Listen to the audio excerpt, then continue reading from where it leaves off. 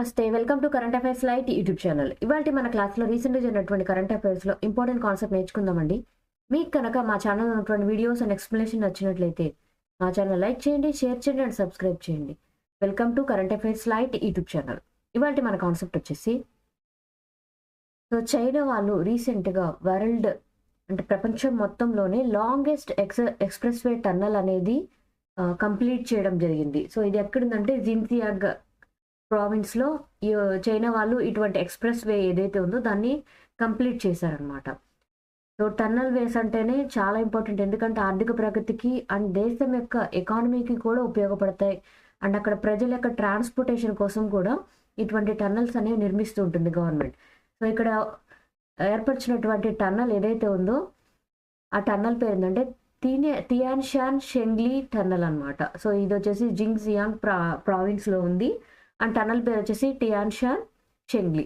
So ఈ tunnel యొక్క complete పొడవు అనేది ఇంపార్టెంట్, ఎగ్జామ్ పాయింట్ ఆఫ్ లో కన్ఫ్యూజన్ కూడా అడగచ్చు. 22.13 కిలోమీటర్స్ పరిధిలో ఉండేటువంటి లాంగెస్ట్ ఎక్స్ప్రెస్ వే టన్నల్ ఏదైతే ఉందో దాన్ని రీసెంట్గా చైనా వాళ్ళు కంప్లీట్ చేశారు. అండ్ ఈ టన్నల్ ఏదైతే ఉందో ఇప్పుడు వాళ్ళు ఏర్పరిచి కంప్లీట్ చేసినటువంటి టన్నల్ ఏదైతే ఉందో అది ఉరుగ్వి యూలి ఎక్స్ప్రెస్ వేలో ఉన్నటువంటి ఒక పార్ట్ అనమాట. ఇది ఆల్రెడీ ఏర్పరిచారు, దానికి ఒక ఎక్స్టెన్షన్ లాగే ఈ యొక్క టన్నల్ని కూడా ఏర్పాటు చేయడం జరిగింది. అండ్ ఇలా ఏర్పాటు చేయడం వల్ల ఏంటంటే తియాన్షాన్ మౌంటైన్ ప్రాంతం ఏదైతే ఉందో ఆ మౌంటైన్ ప్రాంతంలో ట్రావెల్ చేయడానికి అయ్యేటువంటి టైంని చాలా గంటలు పట్టేటువంటి టైం ఏదైతే ఉందో అంత డిస్టెన్స్ని కూడా ఓన్లీ 20 మినిట్స్ అంటే 20 మినిట్స్ టైంలోనే ఆ టన్నల్ ద్వారా వాళ్ళు క్రాస్ చేయడానికి ఉపయోగపడుతుంది అనమాట. అండ్ ఇది నిర్మించడానికి కూడా జస్ట్ 52 నెలల కాలం నుంచే ఈ యొక్క టన్నల్ నిర్మాణం ఏదైతే ఉందో దాన్ని సక్సెస్ఫుల్గా కంప్లీట్ చేయడం జరిగింది. అండ్ ఈ ప్రాజెక్ట్ ద్వారా ఏంటంటే చాలా ప్రాబ్లమ్స్ వచ్చాయి. ఫర్ ఎగ్జాంపుల్ ఒక టన్నల్ అనేది ఏర్పాటు చేయాలంటే ఒక పెద్దగా ఉన్నటువంటి కొండ ఏదైతే ఉందో దాన్ని తొలిచి అక్కడ టన్నల్ మార్గం ద్వారా ట్రావెల్ చేయడానికి ఏర్పాటు చేస్తూ ఉంటారు, ఒక సరంగం లాగా. సో దాన్ని చేయడానికి వాళ్ళకు కూడా ఎన్విరాన్మెంట్ ప్రాబ్లమ్స్ వచ్చి అండ్ దాంతోపాటు ఆ యొక్క పనిని తట్టుకునే విధంగా అక్కడ కొండ నిర్మాణం అనేది ఉండాలి, చాలా ఇబ్బందులనే ఉంటాయి. బట్ వాటన్నిటినీ కూడా ఛాలెంజెస్ అన్నిటిని కూడా ఫేస్ చేసి చాలా తక్కువ కాలం 52 నెలల కాలంలోనే ఈ యొక్క టన్నల్ తియాన్షాంగ్లీ టన్నల్ ఏదైతే ఉందో దాన్ని చైనా వాళ్ళు కంప్లీట్ చేయడం జరిగింది. సో ఏ ప్రావిన్స్లో అంటే జిన్జియాంగ్ ప్రావిన్స్లో ఈ టన్నల్ నిర్మాణం అనేది కంప్లీట్ చేయడం జరిగింది. సో ప్రపంచంలోనే పొడవైనటువంటి ఎక్స్ప్రెస్ వే టన్నల్ ఎక్కడ ఉందంటే Xinjiang province, China. So India ఇంకొకసారి 7th లార్జెస్ట్ కాఫీ ప్రొడ్యూసర్గా గెలవడం జరిగిందనమాట, అది కూడా ప్రపంచవ్యాప్తంగా. సో మనకి తెలుసు, మన కాఫీ అనగానే మనకు గుర్తొచ్చే రాష్ట్రం ఏంటి? కర్ణాటక. సో కర్ణాటకలో ఉన్నటువంటి కాఫీ తోటలు చాలా ప్రసిద్ధి చెందాయి అండ్ వాటి వల్ల మన దేశానికి ఆర్థికంగా కూడా చాలా ఉపయోగకరంగా ఉన్నాయన్నమాట. సో ఇప్పుడైతే లేటెస్ట్గా వచ్చినటువంటి డేటా ఏదైతే ఉందో దాని ప్రకారం ఇండియా ఇప్పుడు 7th లార్జెస్ట్ కాఫీ ప్రొడ్యూసర్ అనమాట ప్రపంచం మొత్తంలో కూడా. అండ్ ఈ కాఫీ గింజల ఉత్పత్తి ఏదైతే ఉందో అది దేశ ఎకానమీకి ఉపయోగపడుతుంది కాబట్టి సో దీని ప్రొడక్షన్ అనేది బెటర్గా చేయాలి, ఆ తోటలు అనేవి తగ్గిపోకుండా ఉండే విధంగా చూసుకోవాలని గవర్నమెంట్ ఎప్పటికప్పుడు చర్యలు తీసుకుంటూ ఉంటుంది అనమాట. సో ఇప్పుడైతే ప్రపంచవ్యాప్తంగా కాఫీ ప్రొడ్యూసర్లో 7th పొజిషన్ అనేది దీనికి రావడం జరిగింది. అండ్ దాంతోపాటు $1.29 బిలియన్ అమౌంట్ ఏదైతే ఉందో అంత అమౌంట్ అనేది లాస్ట్ ఫైనాన్షియల్ ఇయర్లో కాఫీ గింజల్ని ఎక్స్పోర్ట్ చేయడం ద్వారా మన భారతదేశానికి వచ్చినటువంటి ఇన్కమ్ అనమాట, మన దేశానికి వచ్చినటువంటి ఇన్కమ్ వేరే దేశాలకు ఎగుమతి చేయడం ద్వారా. And commerce and industry ministry ఏదైతే ఉందో ఈ యొక్క అమౌంట్ని చాలా డబల్ చేయాలని ఆశిస్తుంది అనమాట. అంటే ఇంత ఆదాయం వస్తుంది కాబట్టి దాన్ని ఇంకా నియర్ అండ్ ఫ్యూచర్లో ఇంకా బెటర్గా మార్చిపోతుంది.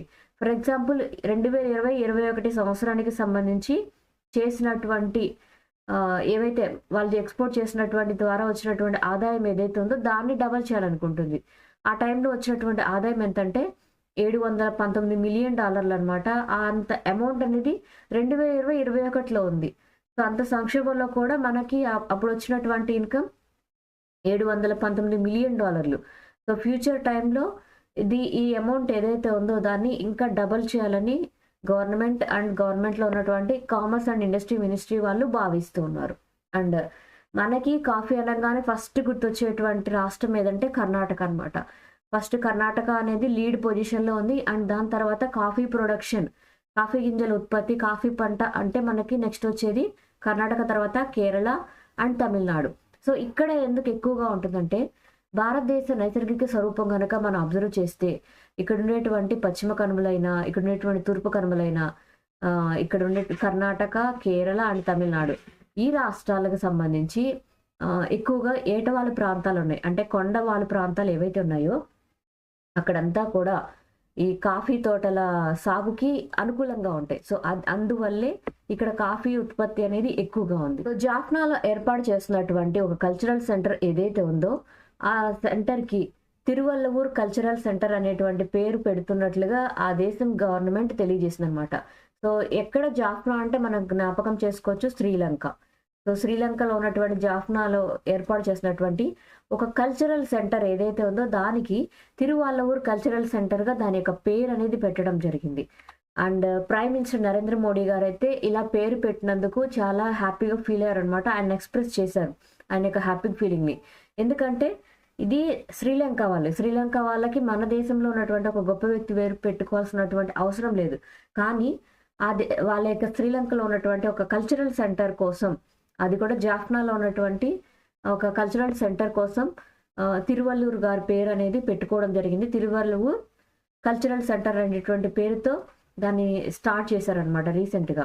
అండ్ ఇలా ఎందుకోసం అంటే, 2 దేశాల మధ్య ఉన్నటువంటి బంధం ఏదైతే ఉందో, స్నేహపూర్వకమైనటువంటి బంధం, దాన్ని మరింతగా మెరుగుపరుచుకోవడం కోసం అండ్ రెండు దేశాల మధ్య అంటే ఇండియా అండ్ శ్రీలంక 2 దేశాల మధ్య ఏవైతే సాంస్కృతిక పరంగా, భాషా పరంగా ఏవైతే రెండిటి మధ్య బంధం ఉందో, అండ్ దాంతో పాటు సివిలైజేషనల్ టైస్ కూడా ఉన్నాయి. ఎందుకంటే శ్రీలంక నుంచి తమిళనాడుకి, కేరళకి వలస వెళ్ళే వాళ్ళు ఉంటారు. అండ్ మన దేశం నుంచి శ్రీలంకకి వెళ్ళి జీవించే వాళ్ళు కూడా ఉంటారనమాట. సో, 2 దేశాల మధ్య చాలా ఫ్రెండ్‌షిప్ అనేది ఎన్నో ఏళ్లుగా కొనసాగుతుంది. ఆ ఫ్రెండ్‌షిప్‌ని ఇంకా బెటర్‌గా చేసుకోవడం కోసం ఇలా అక్కడ ఉన్నటువంటి ఒక కల్చరల్ సెంటర్‌కి తిరువల్లూర్ వారి పేరు అనేది పెట్టడము చాలా గొప్ప విషయం అనమాట. సో, ఇండియా, శ్రీలంక ఈ 2 దేశాల మధ్య ఇంటర్నేషనల్ రిలేషన్‌షిప్స్ అనేటువంటి కాన్సెప్ట్ గనకొస్తే, ఈ పాయింట్‌ని ఇంక్లూడ్ చేస్తే మనం ఎస్ఏస్‌లో కనుక ఇండియా, శ్రీలంక సంబంధాల్లో భాగంగా ఉన్నటువంటి ఏమన్నా ఇంక్లూడ్ చేయాల్సి వచ్చినప్పుడు, మనం ఇటువంటి క్వెషన్స్‌లో ఇంటర్నేషనల్ రిలేషన్‌షిప్స్‌లో ఈ రెండిటికి సంబంధించినటువంటి పాయింట్స్‌లో ఈ పాయింట్ కూడా మనం ఏర్పాటు చేయడానికి పెట్టడానికి ఉపయోగకరంగా ఉంటుందన్నమాట. సో, ఎస్ఏ రైటింగ్ పాయింట్స్ అనేవి మెయిన్స్ పాయింట్ ఆఫ్ వ్యూలో ఈజీగా మనకు గుర్తు రాకపోవచ్చు. బట్ ఎప్పుడైనా సరే ఇలాంటి పాయింట్స్ కనుక వస్తే, ఇంటర్నేషనల్ రిలేషన్‌షిప్స్ అనేటువంటి కాన్సెప్ట్‌కి సంబంధించినటువంటి అన్ని పాయింట్స్ మెయిన్స్‌కి సంబంధించినటువంటి బుక్‌లో మనం ఏదైతే ప్రిపేర్ చేసుకుంటూ ఉంటామో మన ఓన్ నోట్స్, దానిలో కనుక ఇలాంటి పాయింట్స్ కనుక రాసి పెట్టుకుంటే మనకు చాలా ఉపయోగకరంగా ఉంటుంది. సో, మూసీ రివర్ యొక్క అంటే మూసీ నది పరివాహక ప్రాంతంలో ఉన్నటువంటి కొన్ని హెరిటేజ్ సైట్స్ ఏవైతే ఉన్నాయో, దాన్ని WMF వాళ్ళు రికగ్నైజ్ చేయడం జరిగింది. మనం వరల్డ్ హెరిటేజ్ సైట్స్ అనేవి చాలా విన్నాం. సో, వరల్డ్ హెరిటేజ్ సైట్స్ పరంగా ఏవైనా సరే కొన్ని కట్టడాలని కనుక గుర్తించడం జరిగితే, సో వాటిని ఎందుకు గుర్తిస్తారంటే, అవి నష్టపోతున్నటువంటి స్థితిలో ఉంటే వాటిని పరిరక్షించాల్సినటువంటి బాధ్యత ఉంటుందన్నమాట. ఎందుకంటే అవి పాడైపోకుండా ఎన్నో సంవత్సరాల క్రితం కట్టినవి, వాటిని కాపాడాలి. ఎందుకంటే మన దేశం యొక్క హిస్టరీని తెలియజేసేవి అండ్ మన సాంస్కృతిక సాంప్రదాయాలు ఎలా ఉన్నాయి, మనం ఏ విధంగా మార్పు చెందాం, ఇవన్నీ కూడా ఇలాంటి కట్టడాలు చూసినప్పుడు మనకు అర్థమవుతుందన్నమాట. అందుకోసమే వాటిని రికగ్నైజ్ చేస్తూ ఉంటారు. కల్చరల్ సైట్స్ ఏవైతే ఉంటాయో, హెరిటేజ్ సైట్స్ ఏవైతే ఉంటాయో వాటిని రికగ్నైజ్ చేస్తుంటారు. రీసెంట్‌గా అయితే మూసీ నది పరివాహక ప్రాంతంలో ఉన్నటువంటి హెరిటేజ్ సైట్స్‌ని వరల్డ్ మాన్యుమెంట్స్ వాచ్ వాళ్ళు గుర్తించడం జరిగిందనమాట. ఎందుకోసం గుర్తిస్తారు? సో, ఇక్కడ వరల్డ్ మాన్యుమెంట్ వాచ్ వాళ్ళు హైదరాబాద్‌లో ఉన్నటువంటి హిస్టారిక్ బిల్డింగ్స్ ఏవైతే ఉన్నాయో వాటిని గుర్తించారనమాట.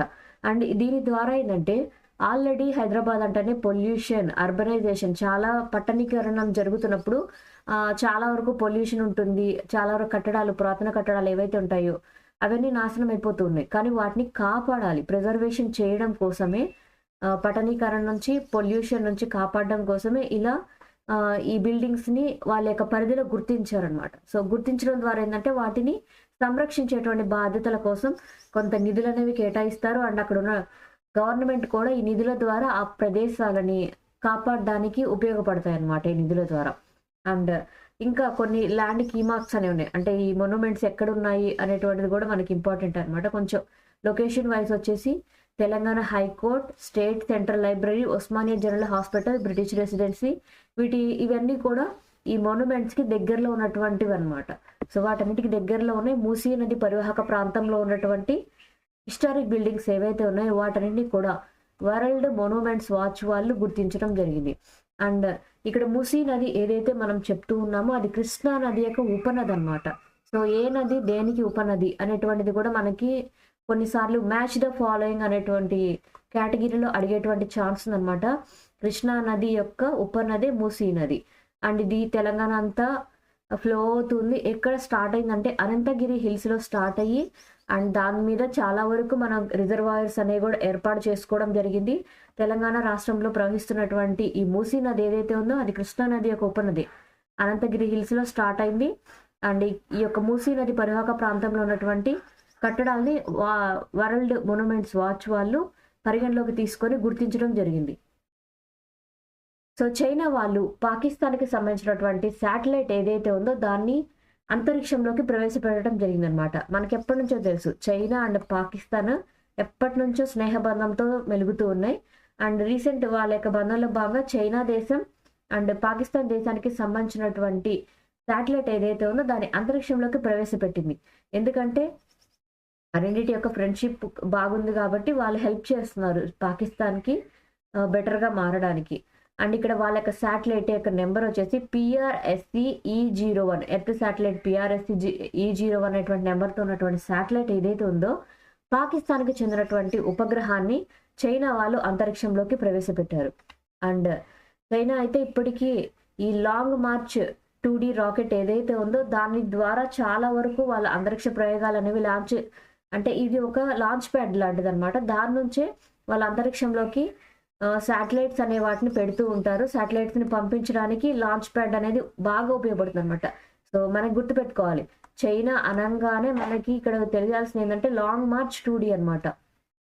సో లాంగ్ మార్చ్ అనగానే చైనా దేశానికి సంబంధించినటువంటి రాకెట్ని లాంచ్ చేసేటువంటి స్టేషన్. అండ్ ఇది లాంగ్ మార్చ్ మిషన్లో భాగంగా చేసినటువంటి 556వ శాటిలైట్ని పంపించారన్నమాట. అన్నిసార్లు ఆ యొక్క లాంచ్ స్టేషన్ నుంచి వాళ్ళు పంపించడం జరిగింది. అండ్ దీంతో పాటు ఇంకొక 2 ఉపగ్రహాలను కూడా పంపించారనమాట. టియాన్లు-1 అండ్ ల్యాంటాన్-1. సో వీటి రెండింటినీ కూడా వాళ్ళ అంతరిక్షంలోకి ఈ యొక్క ఉపగ్రహంతో పాటు అంటే పాకిస్తాన్కి చెందినటువంటి శాటిలైట్తో పాటు వాళ్ళు అంతరిక్షంలోకి ప్రయోగించడం జరిగింది. అండ్ ఇదంతా ఎందుకోసం అంటే చైనా అండ్ పాకిస్తాన్ మధ్య ఉన్నటువంటి స్పేస్ కొలాబరేషన్ కోసమే. అంటే ఆ రెండింటి మధ్య ఫ్రెండ్షిప్ అనేది బెటర్గా మార్చుకోవడానికి పాకిస్తాన్ ఎదుగుదల కోసం చైనా ఈ సహాయం అనేది చేస్తుంది. అండ్ దాంతోపాటు ఇంతకుముందు కాలంలోనే పాకిస్తాన్కి చెందినటువంటి ఇంకొన్ని శాటిలైట్స్ని లైక్ ఫస్ట్ అంటే పాకిస్తాన్ దేశానికి సంబంధించి ఒక ఆప్టికల్ రిమోట్ సెన్సింగ్ శాటిలైట్ని ఆల్రెడీ ప్రయోగించడం జరిగింది. అండ్ PRSS-1 ఒకటి పంపించింది. అది 2018లో అనమాట. సో ఇలా పాకిస్తాన్కి వాళ్ళు ఎదగడానికి అవసరమైనటువంటి శాటిలైట్స్ని పంపించే విషయంలో చైనా పాకిస్తాన్కి సహాయం చేస్తూ ఉంది. Thank you for watching my video. మీకు కనుక నా వీడియోని ఎక్స్ప్లెనేషన్ వచ్చినట్లయితే నా వీడియోస్ లైక్ చేయండి, షేర్ చేయండి అండ్ సబ్స్క్రైబ్ చేయండి. మీకు నా వీడియోస్ ఏ విధంగా అనిపిస్తున్నాయి నాకు కామెంట్ సెక్షన్లో తెలియజేయండి. Thank you for watching my video. Thank you.